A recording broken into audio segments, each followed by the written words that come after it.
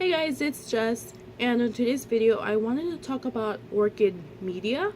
I call it media, but a lot of people also call it medium, so I'm just gonna stick to calling it media. But anyways, if you don't know, media or medium is basically what we use to repot, if it's, whether it's laca pebbles or sphagnum moss or bark or anything like that. That's medium. And actually, I don't think I've made a video about this by itself. I can't remember, and I should have probably checked through my videos I've uploaded. But you know what? I'm making a video now because probably if I did make a video, my opinions might have changed about media. But anyway, one of my subscribers, yeah, when I did the repotting video, one of my subscribers actually, told me that, sphagnum moss wasn't probably the good media to use, which I've heard. A lot of people don't like it. But I think I've mentioned it like throughout my videos, but it hasn't like been, just like a sit down and talk about it video. But if you guys know me, like any videos that you guys watch, you'll know that I'm a lazy waterer. Like, I don't have time, or I just, I'm tired, or, something. Basically, I don't water my orchids as much as I should. So, if I keep them in bark, they will die. So the few the few cattleyas that I had in bark, and the the paphiopedilums, they were doing not that good in bark, so like nothing does good in bark for me. So I have to use sphagnum moss or full water culture just so it's easier for me to water, just so I don't have to be, every week or every, less, every few days, just watering it. Just because you guys know that my humidity here is dry. My room is very dry. So I can't, if I use bark, I'll be watering an orchid probably, a couple of times a week, or maybe, 3 times every 2 weeks. So I don't want to do that just because I don't have time. As a college student, I don't have time. So I use sphagnum moss, and sphagnum moss has worked for me. Yesterday, I repotted all the phals, the species and the hybrids, the primary hybrids that I bought, like that I've gotten from house romans, and I checked their roots just because the sphagnum moss was really broken down. But I checked the roots, and all of them are alive. So seriously, I only had to cut probably like 1 or 2 roots. So they were doing fine. Like, I don't have a problem like over watering it, like rotting its roots because I water it too much. So sphagnum moss for me is my media to use. It works for me, like for lazy water, if you don't have time, if you have like a dry area, like humidity wise, you can definitely use it, and it's much easier than bark, because she did recommend bark to me, and let's see, and coir and perlite, which I've heard about perlite, but I just can't do that because I can't be watering it like every few days. So that is why I don't use those type of things. So when I do use bark, which this one is not the one I'm using anymore, I'm actually using the one that Jess sent me, which is the kiwi bark. So I'm using that, and I only use the bark for the cattleyas, but I mix the bark in with sphagnum moss, which I'm using this one right now, but I don't like it. This one is the one that I got from House My Orchids. I don't like it just because it has like twigs, and I like my sphagnum moss twigless, so I can just, water it and just put it in the pot. But I've noticed also that this sphagnum moss doesn't soak up water as fast as the New Zealand one, which is the long fibered one, the one you buy from eBay or online. That's the one I buy, but I haven't bought any. So that one is way better than this one. So I'm still using it because I bought it. But anyway, Yeah, I repot my Cattleyas with sphagnum and bark. It's definitely more bark than sphagnum. I tried it with smaller sized Cattleya, just bark, just kiwi bark by itself, and that Cattleya is suffering. I can't keep up with the watering. Like, it's just, I can't do it. Like, it's physically impossible for me to do it. So that's why I don't use bark. That's why most of, I think over half, no, I'm exaggerating.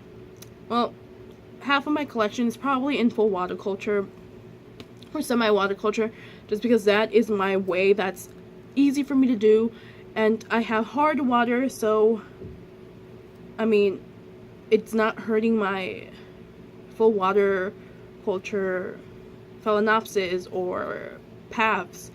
I've had them there for a while, and the roots are fine. Like, nothing's wrong with them. So I know hard water is bad, but it works for me. Like, it works for me. So and she also said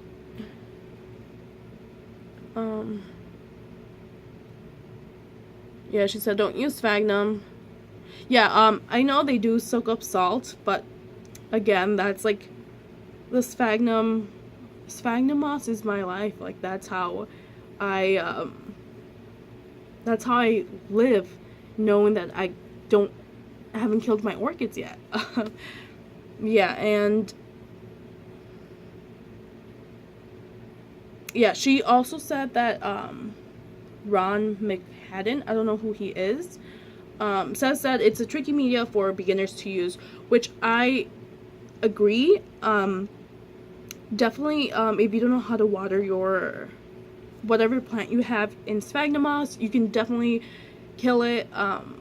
Just not giving it enough water, still thinking it's wet, which that's kind of harder to do than the opposite, which is killing it because you overwater it. So like I said, I checked when I repotted all my phals last night. I saw that the roots were amazing, like they were all growing, and I seriously only cut 2 roots in how many? 6 or 7 phalaenopsis.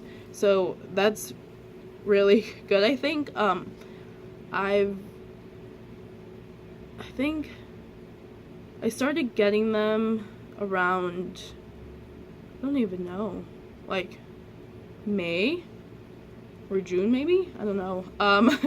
So I've had them for a while, and I've used sphagnum moss for a while, so I definitely know when it works, and I kind of know when it's well, I more than kind of know. I know when it's dry. I definitely know the difference between like when that pot is wet and when it's like completely dry, because I know, like, maybe I check them too much when I don't have time to do, but I know when it's like, halfway dry, and when it's like complete, like, bone dry. I can like definitely tell. So yeah, so that's why I use sphagnum moss. I definitely tried leca pebbles, did not work for me. It killed all the roots of one phalaenopsis that I tried to do it with, and it's currently in recovery. So leca pebbles don't work for me. Bark by itself does not work for me, and sphagnum moss is a lifesaver. I have been wanting to try what is it called? Not leca. Ceramis. There you go. I've been wanting to try Ceramis, but I don't know how well it's gonna work for me. Just because I don't want to buy like a big bag and just be like, well, it didn't work for me, now I have like this big bag, what am I gonna do with it? So maybe one day I'll get to try it and I'll see if it works for me, but in the meantime I'll just stick to sphagnum moss, because I love sphagnum moss and my orchids love sphagnum moss. So yeah, that's what I use. Like I said, that's what I use for my phalaenopsis, and once I repot my catasetums, all of them are going to be in sphagnum moss, just because I will go crazy if I put them in bark. Like, they're really like heavy feeders, so like I will probably have to, you know, I'll have to water probably every day if I try to do bark, so I can't do the bark, like, no. So sphagnum moss is for me. It's different for everybody else. Like, I mean, I guess like if I try to start using bark and I had like a, you know, a specific schedule on when to water it, it would probably work for me. But here, like while I'm in classes and I have like my job and I have 2 internships, like I don't have time. Like, I'm like running around like a chicken without its head off, so I don't have time. Like, the only time I have is doing it at night, which is bad to water your orchids at night. So I can't do that because I don't have a specific time to where I can just leave that time for my orchids so I can water. And since I'm an indoor grower, when I water, it takes me probably like 2 hours, like 2.5 hours, just because there is no sink on my floor. The only sink is the bathroom sink, so I have to use that and the garbage room, so it's really, really hard to water here. And I probably have like, I don't even know, like probably like 70 orchids or so, so that's going to be really hard for me to do in bark. So maybe perhaps in the future, you know, when I'm out of college and I have a greenhouse, I can probably try, you know, perlite and just bark by itself. But, you know, one day, you know, for now, it's just going to be sphagnum moss. Not this one, but the New Zealand one.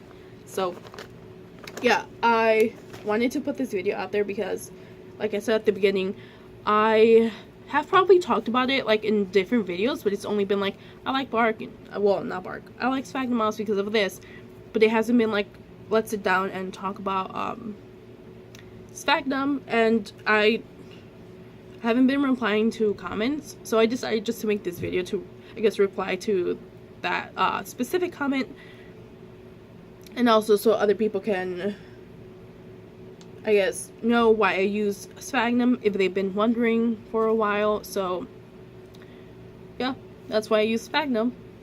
So if you guys did like the video, please leave a like, comment on any future videos you guys want me to do, and subscribe if you want to see more orchid videos. Thank you guys.